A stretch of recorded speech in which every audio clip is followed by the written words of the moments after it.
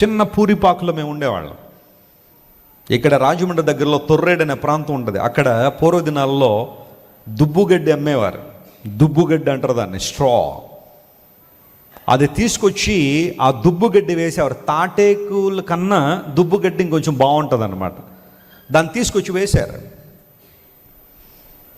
ఆ ప్రక్రియలో అప్పుడే దుబ్బుగడ్డితో ఇల్లు వేసుకున్నాం. ఏదో కొంచెం మేము ఉండడానికి ఒక 2 గదులే, పెద్ద గదులేం కాదు. ఆ 2 గదుల్లోనే మేము అలా జీవనాన్ని కొనసాగిస్తున్నాం. ఆ దుబ్బుగడ్డి వేసి ఆ ఇల్లు వేసేసరికి మేము ఇంకా ఇంట్లోకి ఇంకా రాలేదు, ఉండాలనే ప్రయత్నంలో ఉన్నప్పుడు మా ఇంటిని పడగొట్టేశారు. మా నాన్నగారు అప్పుడు ఎక్కడో మీటింగ్స్కి వెళ్ళారు. మేము స్కూల్కి వెళ్ళి ఇంటికి వచ్చి మా అమ్మగారు మాకు భోజనం తినిపిస్తున్నారు. త్వరగా మేము తింటే లేట్ అవుద్దని త్వరగా మమ్మల్ని ముగ్గురిని కూర్చోబెట్టి భోజనం తినిపించి స్కూల్కి పంపించేసేవారు. మరలా ఎవరో పరిగెత్తుకు నుంచి పాస్టర్ గారు మీ ఇల్లు కూల్చేస్తున్నారండి అనగానే మా అమ్మగారు వెంటనే ఆ ప్లేట్ అక్కడ వదిలిపెట్టి మమ్మల్ని కూడా వదిలిపెట్టి పరిగెత్తడం ప్రారంభిస్తే పిల్లలు మేము కూడా పరిగెత్తాం అమ్మగారు వెనకాల. మా ఇల్లు కనీసం ఆ తలుపులు కూడా తాళాలు కూడా వేయలేదు ఆ రోజు. పరిగెత్తుకుని వచ్చేసరికి ఆ ఇంటి చుట్టూ చాలామంది చేరి ఉండి ట్రాక్టర్లను తీసుకొచ్చి ఇల్లు పడేస్తున్నారు. నాకు ఇప్పటికీ గుర్తుంది, మా అమ్మగారు అందరి చేతులు పట్టుకుని బతుమల్లరయ్యా, నా యజమాని లేడు, ఆయన ఎక్కడికో మీటింగ్స్కి వెళ్ళారు, రాగానే మేము కలుస్తాం మిమ్మల్ని. ఒకవేళ నిజంగా ఇది కూల్చేసే అంత ప్రక్రియ ఇది, ఈ చిన్న గడ్డిళ్ళు కూడా మేము వేసుకోవడానికి అవకాశం లేదంటే మేమే జాగ్రత్తగా దాన్ని తీసేస్తామండి, మీరు లాగేసి పడేస్తే మొత్తం అన్నీ పోతాయి. చాలా డబ్బులు ఖర్చు పెట్టి అవి తెచ్చుకున్నాం. బ్రతిమాలుతూనే ఉన్నారు అందరినీ. కనికరం లేదు ఒక్కడికి కూడా. లాగిపడేసారు ఇల్లంతా. ఆ దూలాలన్నీ విరిగిపోయాయి, ఆ గడ్డంతా చల్ల చెదరైపోయింది. ఆ పరిస్థితి చూస్తే ఒక అవమానం ప్రియులరా, ఒక ఇన్సల్ట్, హ్యూమిలియేషన్. మా అమ్మగారు ఏడ్చారు ఆ రోజు, మాకు ఏడ్చింది. ఒక చిన్న ఇండ్లు కట్టుకోవడానికి కూడా మాకు అవకాశం లేదా? దేవుడు వదిలిపెట్టేశాడా? ఈరోజు నేను చెప్తున్నా, దేవుని మహిమార్థం చెబుతున్నాను.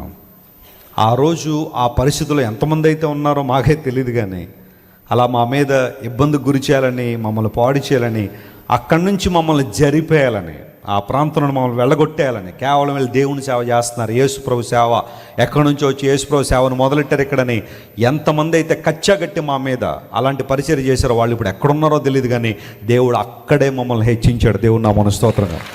ఒక్క అంగుళం కూడా అక్కడ జరగలే మేము. At the same place. నేను చెప్పగలను ప్రియులారా, ఈరోజు ఏ ప్లేస్ అయితే మేము ఉంటున్నామో చాలామంది మంత్రులు వచ్చారు ఆ ప్రాంతానికి, చాలామంది ఎమ్మెల్యేలు వచ్చారు, కలెక్టర్లు వచ్చారు, గొప్ప గొప్ప ప్రజాప్రతినిధులు వచ్చారు. అందరూ ఆ ప్రాంతాన్ని వెతుక్కుంటూ వస్తున్నారు ఈ రోజున. ఒకరోజు నా కుటుంబం మా ఇంటికి వచ్చారు.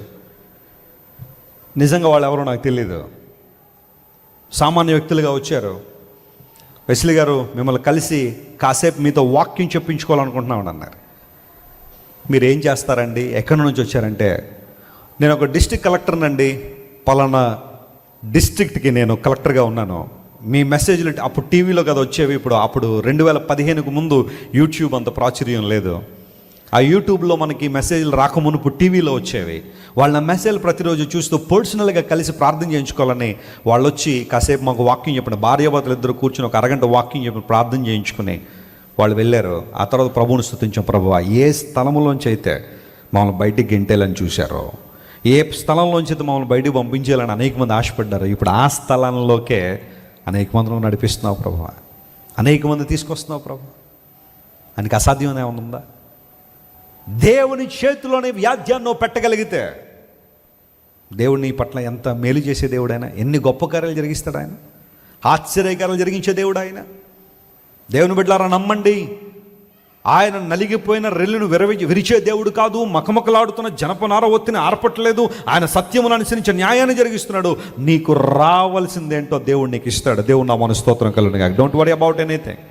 When people steal your blessing, when people steal your possessions, when people steal your honor, don't worry about them. ప్రజలు నీ గౌరవాన్ని దొంగిలిస్తున్నప్పుడు, నీకున్న ఆస్తిని దొంగిలిస్తున్నప్పుడు, లేదా నీకు రావలసిన దొంగిలించేసి నీ సిబ్లింగ్సే, నీ కుటుంబ సభ్యులే నీకు రావాల్సిన కూడా దొంగిలించుకుని ఎగరేసిపోతా ఉంటే కంగారు పడిపోవద్దు, కృంగిపోయి ఆరోగ్యం పాడు చేసుకోవద్దు, ధైర్యంగా ఉండంతే. ముఖంలో చిరునవ్వు ఉంచి ఎప్పుడు కూడా, ఎందుకంటే నా యేసయ్య ఎప్పుడు మన నోట్లో ఏం ఉంచాడు? ఆయన చిరునవ్వు ఉంచాడు. ఆ చిరునవ్వే వాళ్ళకి చెప్పండి చాలా ఇబ్బందికరమైన వాతావరణం క్రియేట్ చేసేస్తుంది వాళ్ళకి. మేము ఎంతగా ఇబ్బంది పడుతున్నాం, ఏంటంటే ఈ చిరునవ్వు, ఎంతగా ఇబ్బంది పడుతున్నాం, ఏంటి ఆనందం? ఎస్, ఒక క్రైస్తుని గుండెల్లో ఆనందం, యేసయ్య మీద ఆధారపడిన ఆనందం. దేవుని నామమున స్తోత్రం కలుగును గాక. ఇది డబ్బు మీదో, ఉద్యోగాల మీదో, అంతస్తుల మీదో, ఆస్తుల మీద ఆధారపడిన ఆనందం కాదు. ఇది తరగని, చెదరని, చెరిగిపోని, నిర్మలమైన, అద్భుతమైన ఆనందాన్ని ప్రభు మన హృదయాల్లో ఉంచాడు.